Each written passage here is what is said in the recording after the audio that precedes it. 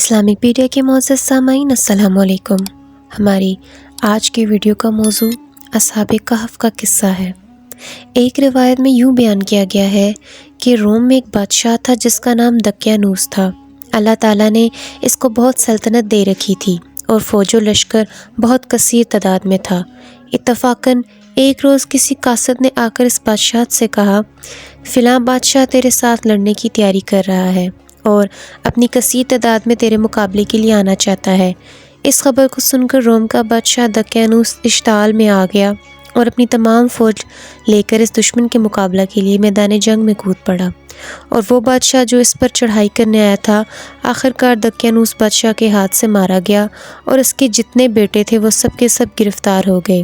بعض مورخین نے کہا ہے کہ اس بادشاہ کے 6 بیٹے تھے اور بعض کہتے ہیں کہ 5 بیٹے تھے۔ بادشاہ روم دقیانوس نے سب کو اپنی خدمت خاص میں رکھا، صرف ان میں سے ایک کو عہدہ جائے ضرور کا دیا تھا۔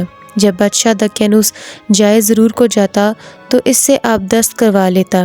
اس کا سبب یہ تھا کہ وہ ایسا جواں فربا تھا کہ اس کا ہاتھ جائے مقت پر نہیں پہنچتا تھا، بڑا عظیم البدن تھا، اور یہ بھی بعض مورخین لکھتے ہیں کہ وہ ملعون خدائی کا دعویٰ بھی کرتا تھا۔ بس اللہ تعالیٰ نے ان شہزادوں کو خطاب اصحاب کہف دیا۔ ایک روز دقیانوس اپنی جائز ضرورت کو گیا تھا اور اس غلام کو جسے اس نے اس کام کے واسطے خادم مقرر کیا تھا نہ پایا کہ اس کی مکات کو دھلائے۔ اس ظالم ملعون نے خفا ہو کر حکم کیا کہ اس کو اس کے سب بھائیوں کو 100 درے مارے جائیں، اور ان کو تاکید کر دو کہ آئندہ کبھی ایسا نہ ہونے پائے، اور آئندہ سے اپنے کام پر برابر حاضر رہیں اور اپنے کام سے غفلت نہ ہونے پائے۔ اس حکم کو سننے کے بعد وہ شہزادہ جس کا عہدہ جائے ضرور کا تھا، جب رات ہوئی تو سب بھائیوں کو لے کر بیٹھا۔ وہ سب ایک جگہ اکٹھا ہو کر صلاح و مشورہ کرنے لگے اور کہنے لگے کہ یہ ملعون ہم کو ہر روز ستاتا ہے اور خدا ہونے کا دعویٰ کرتا ہے اور سب سے خود کو سجدہ کرواتا ہے۔ اب ہم کو واجب ہے کہ اس کی خدمت کرنے سے باز رہیں اور یہاں سے نکل کر کسی اور طرف جاویں، اپنے خالق ارض و سما کی عبادت کریں جو آخرت ہمارے مرنے کے بعد کام آئے گی۔ یہ بات ایک بھائی نے اپنے مشورے سے بتائی تھی۔ سب بھائیوں نے اس بات کو بصر و چشم قبول کیا اور کہا کہ بھائی، بات تو بڑی اچھی ہے جو تم کہتے ہو، اب کسی صورت و تدبیر سے یہاں سے نکل جانا چاہیے۔ تب باقی بھائی بولے کہ ایک تدبیر ہے کہ وہ ملعون میدان میں چوگان کھیلنے کو جائے گا اور ہم کو بھی لے جائے گا۔ جب ہم لوگوں کو کھیلنے کو کہے گا تب ہم لوگوں کو ایسی چستی و چالاکی سے چوگان کھیلنا چاہیے کہ وہ خوش ہو جائے اور تعریف کرنے لگے۔ جب شام قریب ہو گئی تب میں چوگانے میدان سے باہر پھینکوں گا، اس وقت تم لوگ بھی میرے پیچھے میدان سے باہر نکل آنا اور سب ایک جگہ جا کر میلے اور پرانے کپڑے پہن لینا اور پاؤں چلے جانا۔ اس طرح سے کوئی ہم کو دیکھے گا بھی نہیں اور ہم لوگ اپنے مقاصد میں کامیاب ہو جائیں گے۔ چنانچہ سب بھائیوں نے اپنا ارادہ مضبوط کر لیا اور عزم بالجزم اپنے حصول مقصد میں لگ گئے۔ دوسرے دن دقیانوس بادشاہ کے پاس سب حاضر ہوئے اور اپنے عہدے پر جا کھڑے ہوئے، اور وہ ملعون تخت شاہی پر بیٹھا خدائی کا دعویٰ کرتا تھا۔ اسی وقت ایک بلی بلا خانے پر سے اس کے پاس اچانک آ گری۔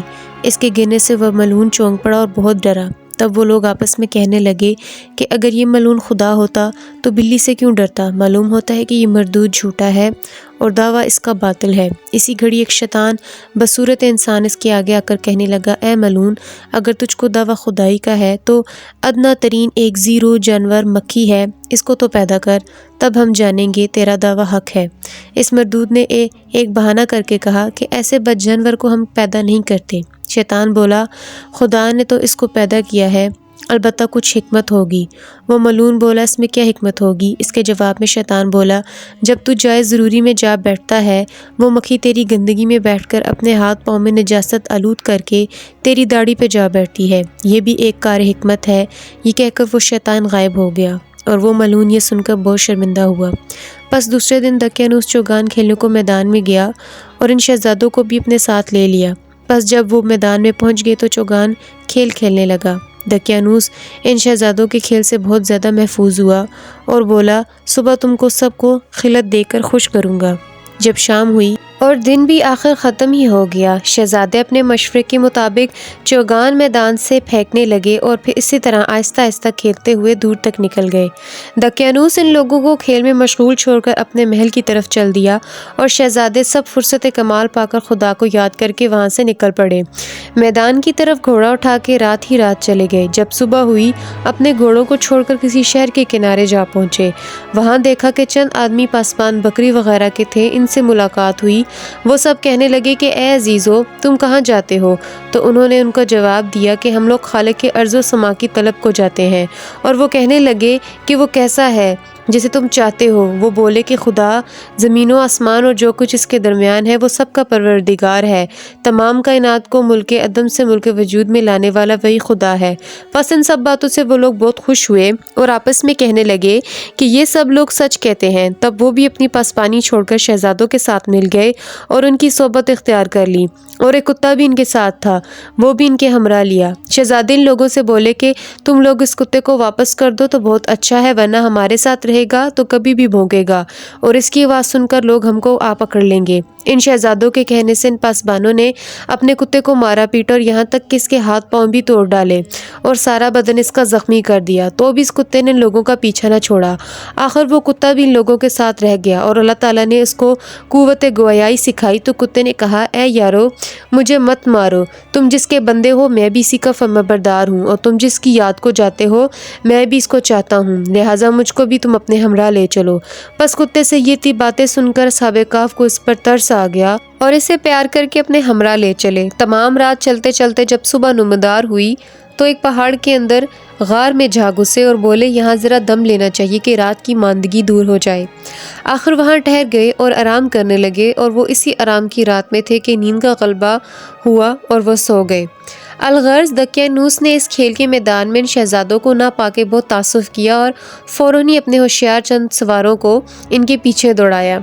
وہ تلاش کرتے ہوئے اس غار کے قریب جا پہنچے اور خدا کے فضل و کرم سے اس غار کا منہ بھی چیونٹیوں کے سوراخ جیسا بن گیا، اور وہ سوار اس پر برابر تلاش کرتے رہے لیکن وہ ان کا نام و نشان تک نہ پا سکے۔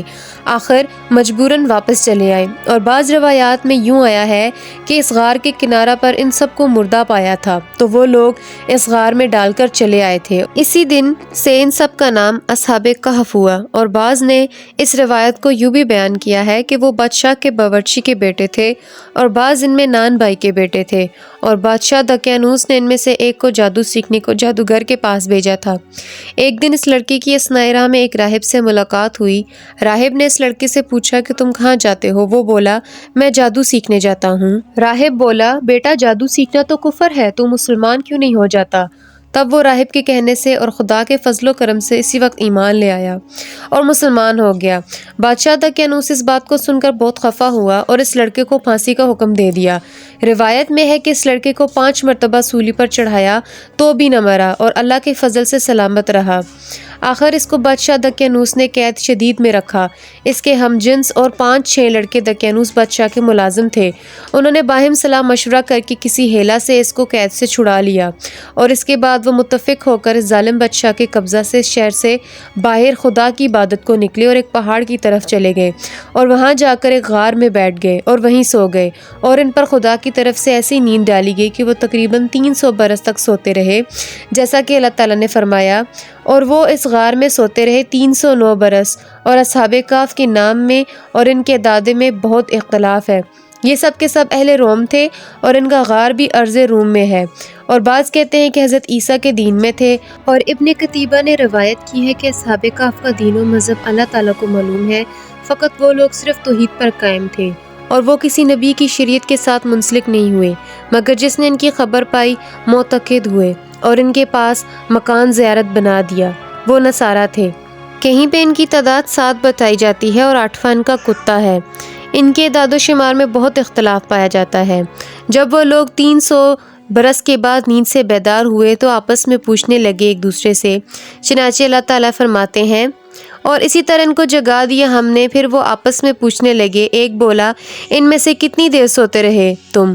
وہ بولے کہ ہم سوتے رہے 1 دن یا اس سے بھی کم، پھر کہنے لگے کہ تمہارا رب بہتر جاننے والا ہے کہ جتنی دیر تم لوگ اس غار میں رہے، اب تم بھیجو اپنے میں سے ایک کو کہ یہ اپنا روپیہ لے کر شہر کو جائے اور وہاں سے کوئی کھانا پاکیزہ لے کر آئے، اور نہایت ہوشیاری سے جائے اور اپنا بھید بھی کسی کو نہ بتائے اور نہ اپنی رہائش کی خبر کسی کو بتائے۔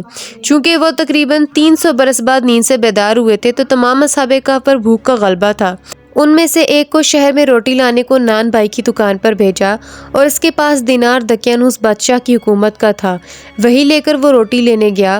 روٹی والے نے اس سے پوچھا کہ میاں، یہ دینار کہاں سے لائے ہو؟ کیا تم نے کوئی گھڑا ہوا خزانہ پایا ہے؟ کیونکہ میں تو اس دینار پر دقیانوس بادشاہ کا نام دیکھتا ہوں، اور اس بادشاہ کو تو برسوں ہوئے گزرے ہوئے، اور وہ تو کب کا مر چکا ہے، اور اس کا تو کوئی نام و نشان بھی نہیں۔